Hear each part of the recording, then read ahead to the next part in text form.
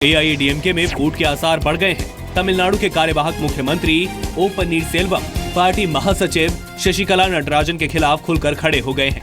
पनीरसेल्वम रात 9 बजे अचानक जयललिता की समाधि पर पहुंचे और 40 मिनट वहां बैठे रहे। इस दौरान वो भावुक भी दिखे। समाधि से उठने के बाद उन्होंने प्रेस से बात की और खुलासा किया कि उनसे जबरदस्ती इस्तीफा लिया गया। उन्होंने कहा कि शशिकला ने पार्टी को हथिया लिया है। Actually, I welcome this step by Mr. O. Pannirselvam. This statement of Mr. Pannirselvam to be taken as evident act of 164 and 163. And also, I request the Honorable Governor to give space for him in the State Legislative Assembly to prove his majority in the floor. Panneerselvam के बागी तेवर दिखाते ही उनके घर के बाहर समर्थक जमा हो गए। समर्थकों ने पटाखे फोड़े और उनके समर्थन में जमकर नारेबाजी की। एआईएडीएमके में बदले हालात को देखते हुए शशिकला नटराजन ने देर रात अपने घर पर पार्टी समर्थकों, नेताओं और मंत्रियों की आपात बैठक बुलाई। बैठक में पनीरसेल्वम को तुरंत प्रभाव से पार्टी कोषाध्यक्ष के पद से हटाने का फैसला हुआ। बैठक में पनीरसेल्वम पर डीएमके के साथ मिलकर पार्टी के खिलाफ साजिश करने का आरोप लगाया गया और पार्टी से उनकी जल्द से जल्द छुट्टी करने के भी संकेत दिए गए। शशिकला नटराजन के घर पोएस गार्डन के बाहर भी समर्थक जमा थे। उन्होंने चिन्नम्मा में पूरा भरोसा जताया। No, this is only crocodile tear, not any other tear. Crocodile tear. That is all. Anything they will do. Only that DMK force is all doing all this drama. Seasoned politician, 3 times chief minister. Do you think he will yield to the pressure? That means every time if at all he yields to pressure, he is unfit to be continuous chief minister. No, he only backstabbed the party. How many MLAs would you have, sir? Do you have support of 134 MLAs are inside now also. You can go and count if you want. देर रात पनीरसेल्वम के घर भी उनके समर्थकों का हुजूम इकट्ठा हो गया।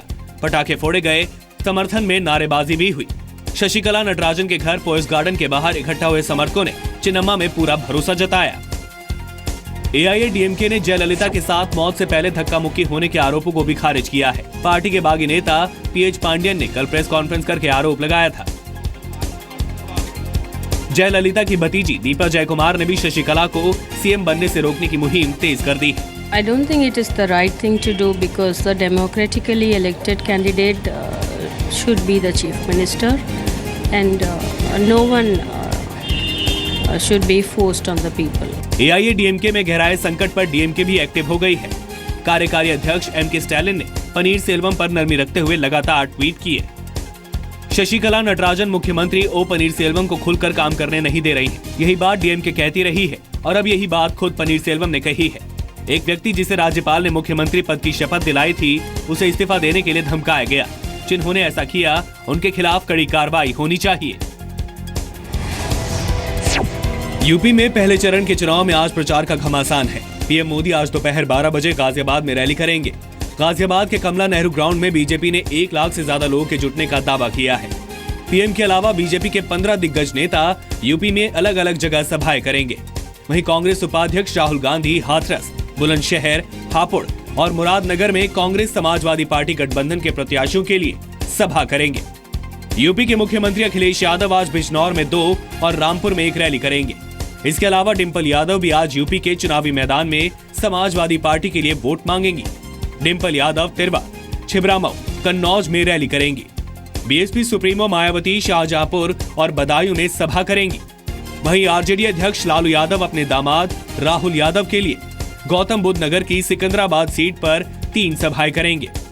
यूपी चुनाव के पहले चरण में 11 फरवरी को 15 जिलों की 73 सीटों पर मतदान होना है।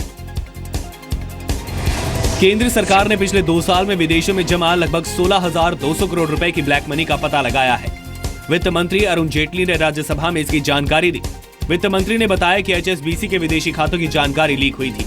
इसमें भारतीय सहित कई देशों के लोगों के नाम सामने आए थे।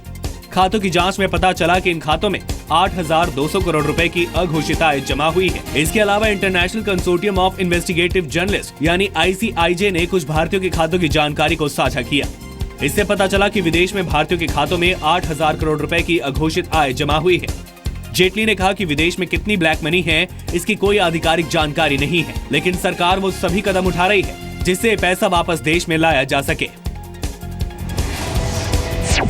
500 के पुराने नोट और 1000 रुपए के नोट तय सीमा से ज्यादा रखने और इन्हें लेन देन में इस्तेमाल करने को अपराध की श्रेणी में रखने संबंधी बिल को लोकसभा में पास कर दिया गया। इसके मुताबिक 10 से ज्यादा पुराने नोट रखने पर 10,000 रुपए या बरामद राशि का 5 गुना में से जो भी ज्यादा होगा जुर्माना लगाया जाएगा। इस बिल में रिजर्व बैंक के पुराने नोट पर धारक को राशि देने के वादे को रद्द करने का भी प्रावधान रखा गया है। ये बिल 30 दिसंबर 2016 को लाए गए अध्यादेश की जगह लेगा। रिजर्व बैंक ऑफ इंडिया आज मौद्रिक समीक्षा करेगा। हालांकि माना जा रहा है कि रेपो रेट में इस बार भी कटौती नहीं की जाएगी। इसका मतलब यह है कि आपकी EMI सस्ती नहीं होगी। सूत्रों के मुताबिक RBI डीमोनेटाइजेशन के बाद हालात और बेहतर होने तक रेपो रेट में कटौती नहीं करेगा।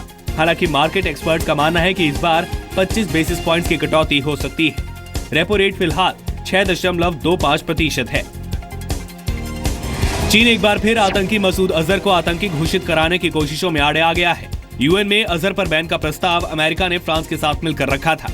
ये प्रस्ताव पिछले महीने डोनाल्ड ट्रंप के अमेरिकी राष्ट्रपति पद की शपथ लेने के एक दिन पहले पेश किया गया था, लेकिन इस प्रस्ताव को भी चीन ने आगे नहीं बढ़ने दिया। हमें इस घटना के बारे में जानकारी मिली है और हमने चीन की सरकार के साथ इस मसले को उठाया है। चीन ने पिछले साल दिसंबर में भी मसूद अजहर पर संयुक्त राष्ट्र का बैन लगाने के एक प्रस्ताव को रोका था। संघ प्रमुख मोहन भागवत आज MP के बैतूल में एक दिवसीय हिंदू सम्मेलन को संबोधित करेंगे। मोहन भागवत बैतूल जेल के बैरक नंबर 1 में भी जाएंगे, जहां पूर्व सरसंघचालक MS गोलवंकर 1949 में संघ पर बैन के दौरान जेल में रहे थे। हिंदू सम्मेलन के लिए 1,50,000 स्क्वायर फीट का विशाल पंडाल लगाया गया है। सुबह 7 बजे से रात 8 बजे तक भारी वाहनों की आवाजाही पर भी रोक लगाई गई है। आज से गूगल की ईमेल सेवा जीमेल विंडो XP और विस्टा के यूजर्स के लिए बंद हो जाएगी। गूगल क्रोम के वर्जन 53 या उससे कम पर जीमेल को एक्सेस नहीं किया जा सकेगा। माइक्रोसॉफ्ट XP और विस्टा पर अपडेट की सुविधा पहले ही बंद हो चुकी है, जिसकी वजह से इन ऑपरेटिंग सिस्टम्स में साइबर सिक्योरिटी बड़ी चुनौती बन गई है। यही वजह है कि गूगल ने इन OS पर जीमेल की सुविधा को बंद करने का फैसला लिया है।